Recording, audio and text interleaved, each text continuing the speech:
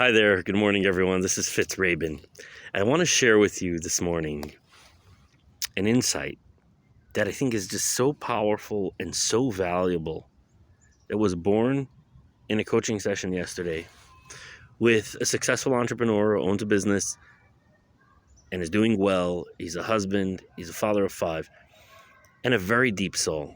And he's sharing with me how he's a night owl. He, for years and years and years, gravitates towards the late hours of the night.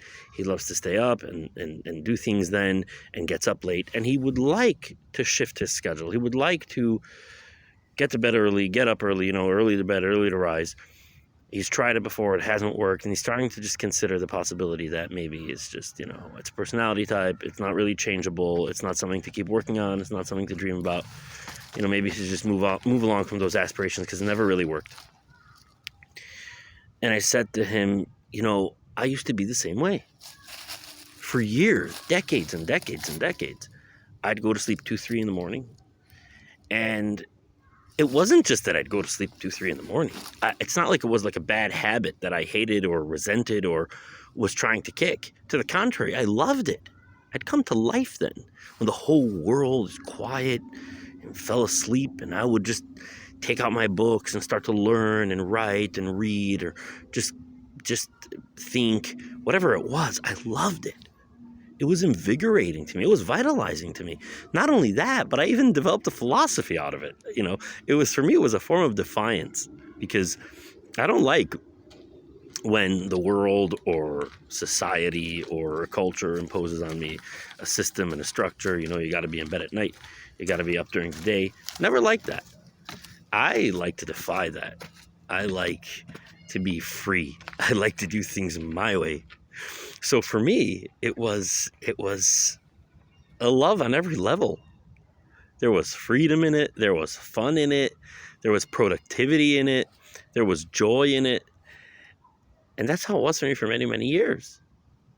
But today, I reliably go to sleep early, around 9:30, 9:45, and I reliably get up around 4:45 in the morning. He's like, really? Wow, how'd you do it? I said, well, what have you done? How have you tried? He's like, well, I tried it a while ago, about a year ago. I went to sleep 3 nights in a row early, and that was it. It didn't work. It didn't continue. It didn't stick. I said, actually, I did it the same exact way. I went to sleep early for 3 nights in a row. He's like, what do you mean? And then you continued, and then you did it for like another 3 nights in a row. I'm like, actually, no. He's like, what? So what do you mean? How did you do it? I said, I'll tell you the difference between me and you. It's the context that you hold around those 3 nights. When I first got the idea that I'd want to be early to bed, early to rise, when I first got the idea I wanted to shift out my schedule, I knew full well that I'm trying to turn the Titanic. I'm not only taking on changing a habit, and a habit of decades, but it's not just a habit. It's also a love. It's also a philosophy. It's also an identity, right? Like, I'm deeply connected with this habit. I knew full well this is not going to change overnight. I'm not going to all of a sudden throw away everything that I loved about being up late at night, and switch it out for going to sleep early. Yes, I could see there was value in going to sleep early and getting up early. Yes, I wanted to make that shift, but I knew this is not just going to be a one and done. This is not going to be an event.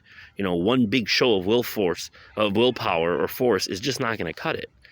I knew that this was a project that I would need to lean into over the long term, and there would be a trajectory. There would be an arc to this process, and it might take months. It might take years. So the first time I went to sleep on time 3 nights in a row, I looked at that and I'm like, wow, that's more going to sleep on time than I've done in the last 3 years. And I didn't continue. It wasn't like I did it again and I did it again and I did it again. And maybe I didn't do it again for another month or 6 weeks. But I never let go of the desire. I never let go of the intention. I never let go of the project. So I'd come back 6 weeks later and do it again. Maybe do it one night. Maybe a couple of consecutive nights. Maybe 3 nights, but not consecutive, right? And I was like, ooh, wow.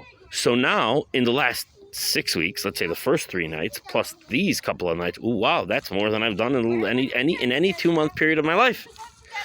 And I would consistently keep looking at every single win, even if it was one individual night of going to sleep on time, let alone if it was a string of nights, 2, 3, 4, whatever it would be. I would consistently look at those and say, woo, check this out. This is more than I've ever done in the past in this amount of time. I am making progress. Something is shifting over here. This is growing on me. I'm getting a little more familiar with this. I'm getting a little more comfortable with this. I'm enjoying this. So what people don't realize is that the frame that you build around a picture, right? If you're working on something in your life, there's 2 levels where the transformation is occurring. One level where the transformation is occurring is in the action, the physical action, the doing that you're doing to make a change. But there's another level where the transformation is actually unfolding, and that's in your mind. And how do you picture what's occurring in your mind? How do you envision it? How do you contextualize it? How do you frame it? Because, and how it's in your mind is actually how you are experiencing it throughout your body, throughout your kinesthetic experience, throughout your nervous system, throughout your identity. Okay? It's the context that you create for it through your mental vision, through the orientation that you hold, the meta level frame that you build around the specific actions, the specific activities, the specific changes.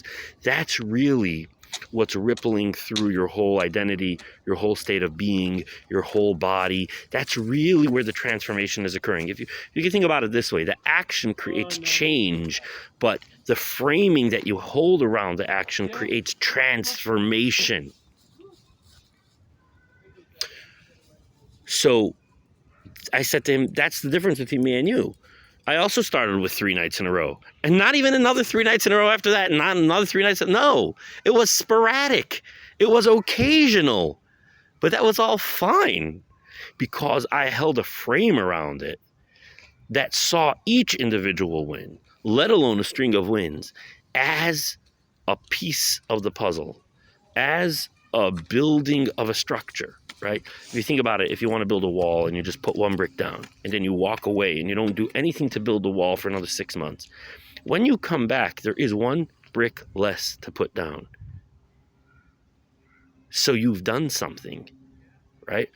If you approach that brick 6 months later, just like a randomly placed brick, you look at it like another pebble, you look at it like another rock, you just look at it like a nothing, well, then you're going to have to repeat the work. Right? You're going to have to put that brick down again, right? Wherever you want to build your wall, you're going to, or you're going to have to remove it and throw it away and put a new one down. Because in your mind, like, oh, this has got to be gotten rid of. I got to start from scratch.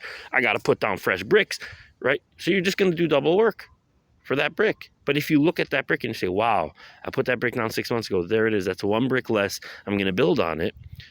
You have actually made progress towards your goal.